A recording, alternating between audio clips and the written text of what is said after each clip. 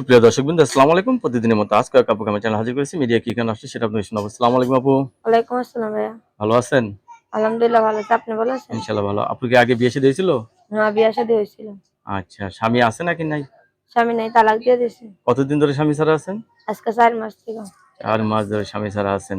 ফ্যামিলিতে বাবা মা ভাই বোন কেউ আছে? আছে, তারা দেশে থাকে, সৎ মা আছে, বাবা আছে। আর হইলো মা তো বিয়েই বসে গেছে নিজের। মা বিয়ে হয়ে করে চলে গেছে। হুম। এখন আপনি একাই? একাই, আমার বাচ্চারা নিয়ে আমি থাকি। আচ্ছা, কি কাজ করেন? বাসা বাড়িতে কাজ করে খাই। কত টাকা পান হিসাবে? হিসাবে 4-5 হাজার টাকা পাই। এই দিয়ে সংসার চলে? টুকটাক চলে।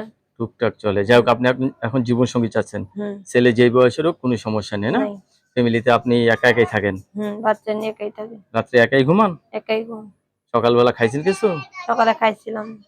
আচ্ছা, দর্শক আপুর সাথে কথা বলতে পারবেন। আপু কিন্তু অত্যন্ত সরল সোজা মানুষ। আপুর জীবন সঙ্গী চাচ্ছে, ছেলে যে বয়সের হোক আপুর তরফ থেকে কোনো সমস্যা নেই।